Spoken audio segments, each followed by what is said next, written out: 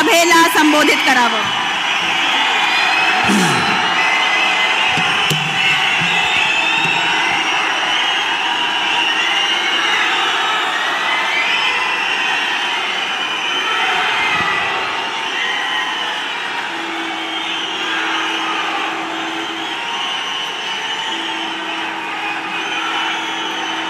पंडित जवाहरलाल नेहरू याच्यानंतर हिंदुस्थानचे तिसऱ्यांदा पंतप्रधान बनणारे माननीय पंतप्रधान नरेंद्र मोदीजी,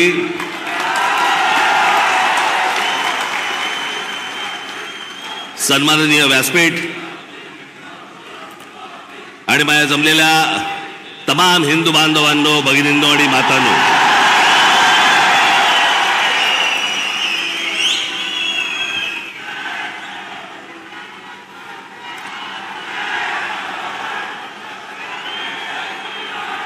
मोदीजी, आपण मुंबईमध्ये याच्या अगोदर अनेकदा आलात, पण बरोबर 21 वर्षानंतर आपण आज शिवतीर्थावरती इथे आलात. मला आजही आठवते त्यावेळेला आपण इथे कमळामधनं बाहेर आला होतात आणि 2014ला आपण कमळ बाहेर काढलं.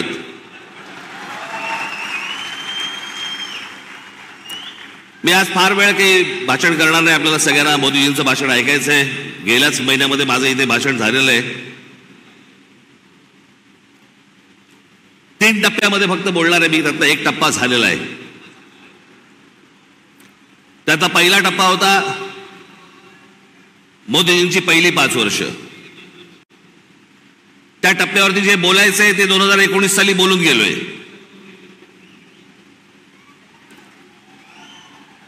ओरली आता गेली 5 वर्ष.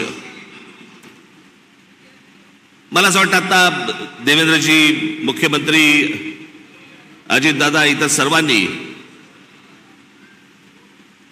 उद्धव ठाकरे, शरद पवार आणि इतर सर्व माणसांवरती वेळ घालवला. मला असं वाटतं त्यांच्यावरती बोलायची गरज नाही. जे सत्यताच येणार नाहीये त्यांच्याबद्दल आपण का बोलतो?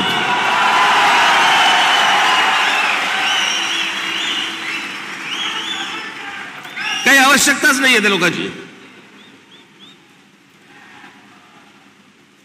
मला असं वाटतं की अनेक अशा योजना ज्या गेल्या 5 वर्षामध्ये झाल्या, मी त्या दिवशी माझ्या सभेमध्ये म्हटलं होतं, टीकेच्या वेळेला टीका, समर्थनाच्या वेळेला समर्थन, प्रशंसेच्या वेळेला प्रशंसा. पण काही गोष्टी अशा आहेत की जे माझ्या आता गेल्या काही सभांमधनं मी उद्धृत केल्या की 90च्या दशकामध्ये जे एक प्रकरण घडलं सगळ्यात मोठं, ते म्हणजे बाबरी मशिदीचं. हजारो कारसेवक तिकडे उत्तर प्रदेशमध्ये गेल्यावरती तिथे मुलायम सिंग यादवच्या लोकांनी, पोलिसांनी तिकडे आमच्या कारसेवकांना ठार मारले, सरयू नदीमध्ये प्रेतं फेकून दिली. ते चित्र काही माझ्या डोळ्यासमोर कधी गेलं नाही. आणि ज्यावेळेला बाबरीचा ढाचा पडला त्याच्यानंतर ते राम मंदिर बनवू मनात असं आलं होतं की कधी हे बनणार नाही बहुधा. पण मोदीजी, मी आपल्याला खरोखर धन्यवाद देतो की आपण होतात म्हणून ते राम मंदिर होऊ शकलं.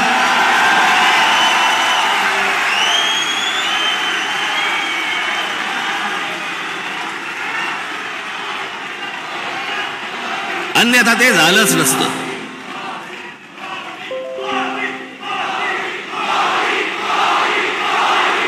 जेव्हापासून मी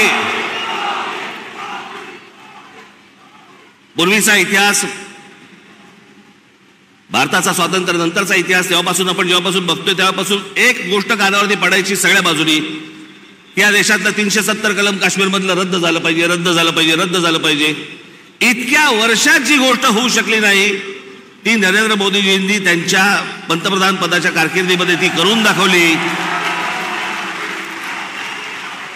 आज त्याच काश्मीरमध्ये जाऊन तुम्ही जमीन घेऊ शकता, जागा घेऊ शकता. तो एक भारताचाच एक भाग आहे हे आत्ता सिद्ध झालं.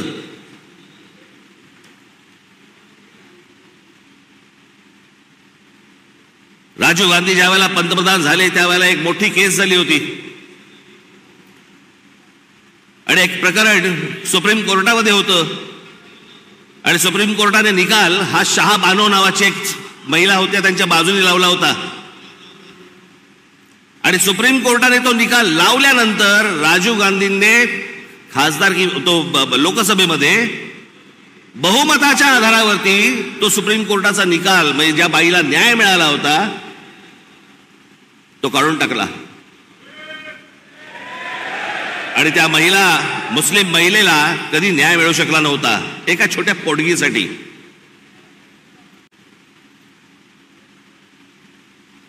पण मोदीजींनी ती एक गोष्ट करून दाखवली की तो ट्रिपल तलाक तलाक तलाक तलाक तो कायदाच रद्द करून टाकला आणि हिंदुस्थानातल्या सगळ्या जेवढ्या मुस्लिम महिला आहेत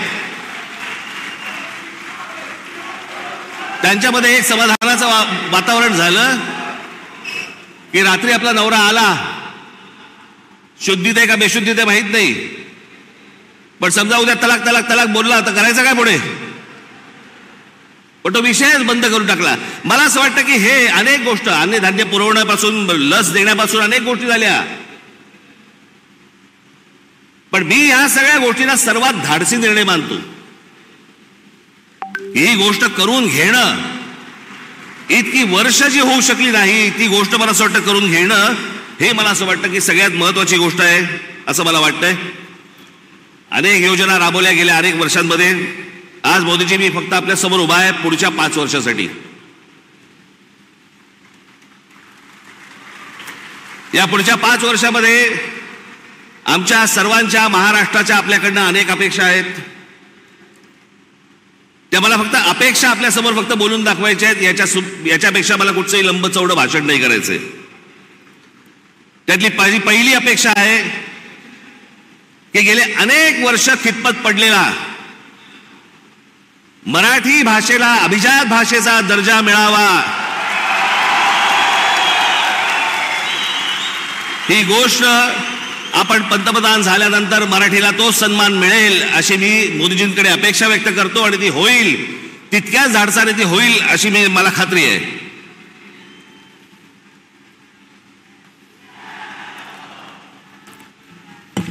दुसरा विषय, कारण बाकीचे कसं आहे, बाकीच्या सगळ्या गोष्टी महाराष्ट्रामध्ये करण्यासाठी म्हणून आमचे देवेंद्रजी आहेत, एकनाथराव आहेत, अजितदादा आहेत, बाकीचे करतील.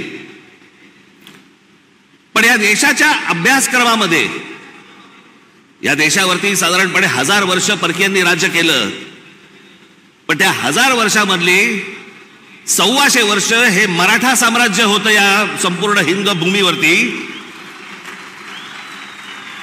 त्या मराठा साम्राज्याचा इतिहास हा शालेय शिक्षणामध्ये मुलांना लहानपणापासून शिकवला जावा की जेणेपासून हा देश कसा उभा राहिला हे या अख्ख्या देशातल्या मुलांना आणि भविष्यातल्या पिढ्यांना कळेल. तिसरी गोष्ट, समुद्रामध्ये शिवछत्रपतींचा पुतळा कधी उभा राहील नाही राहील मला माहिती नाही, पण माझी विनंती आहे की आमच्या शिवछत्रपतींची खरी जर स्मारकं कुठची असतील तर आमच्या शिवछत्रपतींचे गड किल्ले आहेत.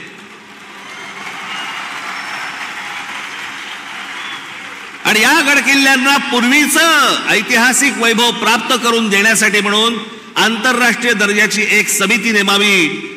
भविष्यातल्या येणाऱ्या पिढ्यांना, या देशातल्या पिढ्यांना कळेल की आमचा राजा कोण होता आणि त्यांनी काय इतिहास गाजवला हे त्या आमच्या गडकिल्ल्यांवरनं कळेल. याच्यासाठी म्हणून आपल्याकडनं गोष्ट व्हावी अशी माझी अपेक्षा आहे.